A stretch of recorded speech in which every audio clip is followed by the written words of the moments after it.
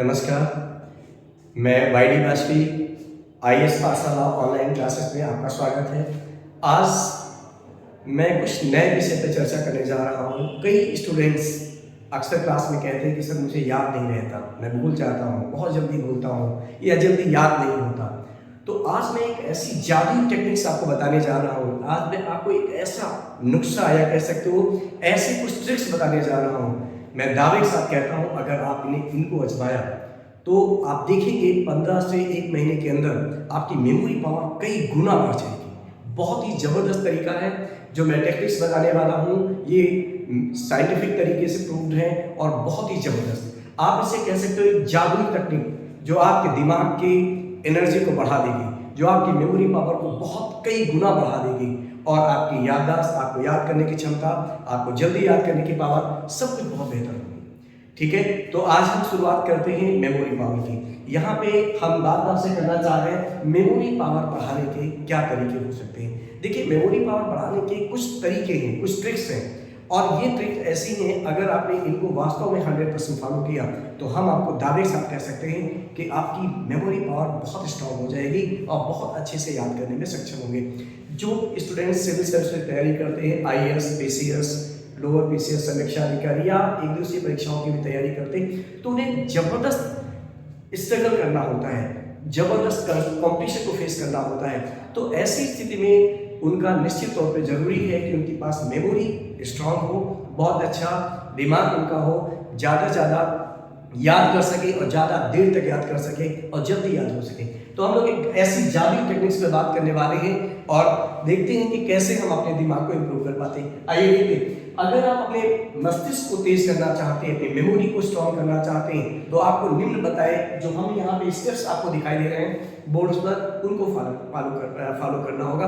आप देखिए, मैं आपको यहाँ पे जो पॉइंट्स बता रहा हूँ आप उसे एक बार करके देखिए। अगर आपकी मेमोरी कई गुना में बढ़ जाए तो आप मुझसे कहिए। सबसे इंपॉर्टेंट चीजें आप देखिए, सबसे पहले यहाँ पे मैंने लिखा है बिलीव फैक्टर। सबसे इंपॉर्टेंट है आप ये खुद को भरोसा दिला दीजिए कि आप नहीं भूलते हो। जब हम बार बार ये सोचते हैं कि हम भूलते बहुत हैं, हम बहुत भूलते हैं, हमें ज़्यादा भूल जाते हैं, हमें कुछ याद नहीं रहता या हम कुछ याद करते याद नहीं होते, ये जो लाइन है, ये जो सोच है आपके दिमाग को कभी एक्टिव नहीं होने देती और आपको कभी याद होने नहीं देती। आपको खुद को ये बिलीव दिलाना होगा, ये भरोसा दिलाना होगा कि हम बहुत तेज दिमाग रखने वाले मालिक हैं, हमें तुरंत याद हो जाता है, मैं जो पढ़ूंगा वो याद होगा। आप अपने को भरोसा दिला दीजिए कि आप जो पढ़ेंगे वो आपको याद हो जाएगा, आप कभी उसे नहीं भूलेंगे और आपकी मेमोरी बहुत तेज है और आपको बस सिर्फ और सिर्फ इस बात को अपने दिमाग में बार बार इंजेक्ट करना है, बार बार उसे बताना है, बार बार समझाना है कि हमें याद होता है, हम भूलते नहीं हैं, मेरी मेमोरी पावर बहुत स्ट्रांग है। तो ये खुद को भरोसा दिलाना होगा। आप इस बात को ध्यान रख लीजिए, अगर आप ये खुद को भरोसा दिला पाए कि आपकी मेमोरी बहुत अच्छी है, आपको याद होता है, आप कभी नहीं भूलते, तो निश्चित तौर पे मैं दावे के साथ कह सकता हूँ आप भूलना बंद हो जाएगा आपका। तो ये भुला दीजिए कि आप भूलते हैं।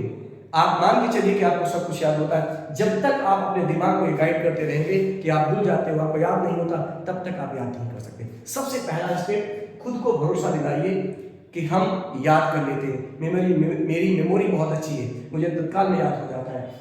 इसके कुछ टेक्निक्स हैं जिन पर हम बाद में वीडियोस बनाएंगे। अभी मैं थोड़ा सा कुछ स्टेप्स बताता हूँ जिसकी शुरुआत आप अभी से कर सकते हो। दूसरा, इसमें एक 2-4 तरीके हैं। एक हम आपको बताएंगे सेल्फ हिप्नोटिज्म क्या होता है, स्वसम्मोहन क्या होता है। हम अपने थॉट्स को, हम अपनी विचारधारा को, हम अपनी बातों को, अपनी बिलीव फैक्टर को कैसे अपने अवचेतन मन तक पहुंचा पाएंगे, कैसे हम उसे भरोसा दिला पाए हाँ मुझे याद होता है। उसके लिए हम सेल्फ हिप्नोटिज्म के रास्ता हम आपको बताएंगे स्वसम्मोहन क्या होता है। और इसके लिए और रूल्स है, 16 सेकंड का एक नियम है जिसे पावर ऑफ अट्रैक्शन कहते हैं, उस पर भी हम चर्चा करेंगे कैसे हम अपने को बिलीव दिलाएं। लेकिन अभी तो यहाँ पे हम बात करेंगे कि आपको बिलीव दिलाना है। सेकेंड बात आती है, जब भी आप कुछ पढ़ें, जब भी आप कुछ लिखें, पढ़ें या कुछ सुन रहे हो तो चाहे क्लास में बैठे हो, आप अपने मस्तिष्क को शांत करिए, शांत रखिए। मतलब उस समय आपके दिमाग में किसी प्रकार के अन्य कोई आइडियाज, विचार ना आ रहे हो।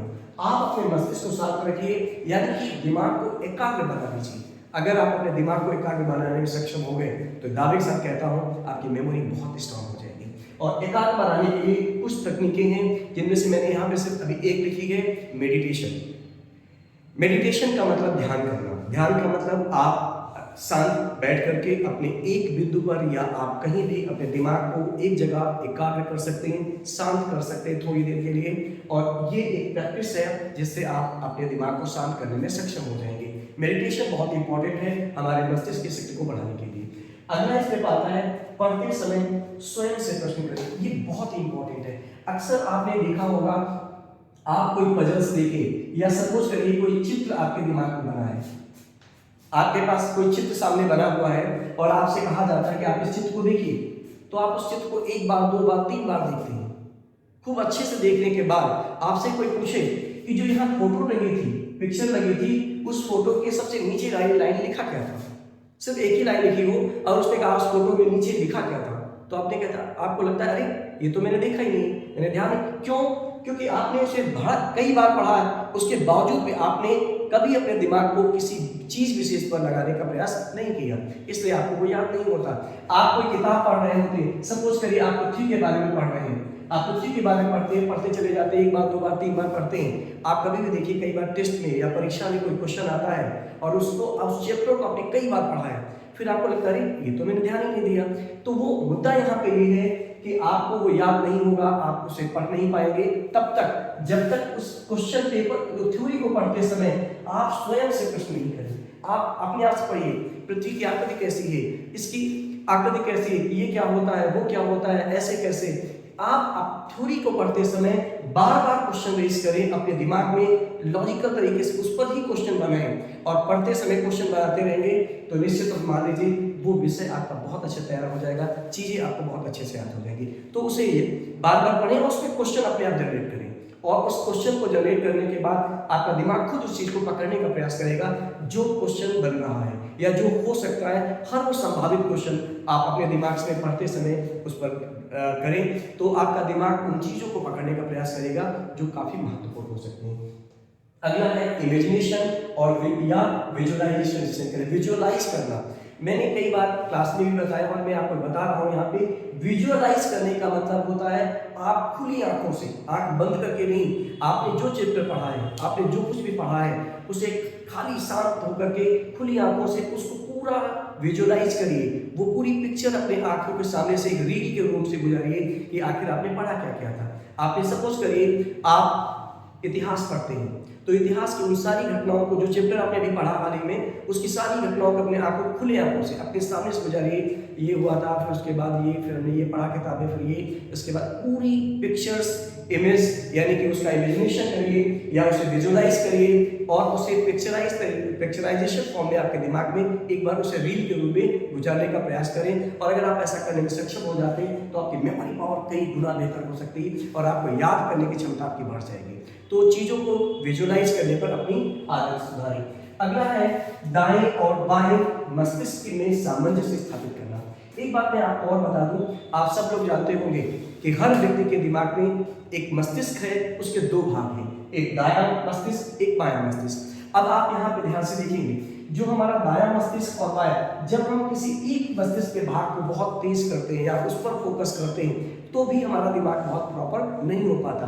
और चाहे लेफ्ट का यूज करें या राइट का, तो उससे बेहतर आप दोनों में बैलेंस स्थापित करें। राइट और लेफ्ट दोनों के बारे में सोचिए। जो हमारा राइट का दिमाग हमारा है, ये क्रिएटिव माइंड होता है, रचनात्मकता इसमें आती है, खूब आइडियाज, नए नए क्रिएटिव आइडियाज, उसमें कलर, पिक्चराइजेशन, बहुत बढ़िया बढ़िया चीजें आपके दिमाग में जो आइडियाज आते हैं, क्रिएशन आता है, क्रिएटिव आइडियाज आते हैं, जो आप जिसे बोलते हैं रचनात्मकता, वो आपका राइट दाएं दिमाग में की उपज है। और जो आपकी तार्किक क्षमता, मैथमेटिकल पावर, लॉजिक लगाना, एनालिसिस कर, वो हमारी बाएं मस्तिष्क में। तो आपको क्या करना है, इन दोनों में ऐसा यूज करें कि आपके मस्तिष्क के दोनों भाग बराबर यूज हो।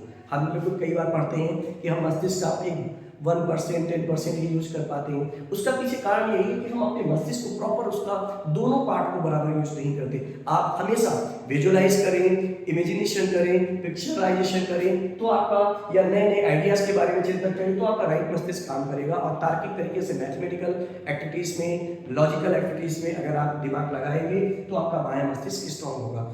इसको हमें बैलेंस बनाना बहुत जरूरी होता है। इसके बाद डेली यूजुअल एक्टिविटीज को चैलेंज करें। मैं आपको यहाँ पे एक बात बताना चाहूंगा, ये भी बहुत बहुत इंपॉर्टेंट एक्टिविटीज है जो आपके मेंटल पावर को बहुत स्ट्रॉन्ग करती है। और यहाँ पर अगर आपने कभी देखा होगा, कुछ बुजुर्ग जो बूढ़े होते जाते हैं उनका दिमाग कमजोर होने लगता है।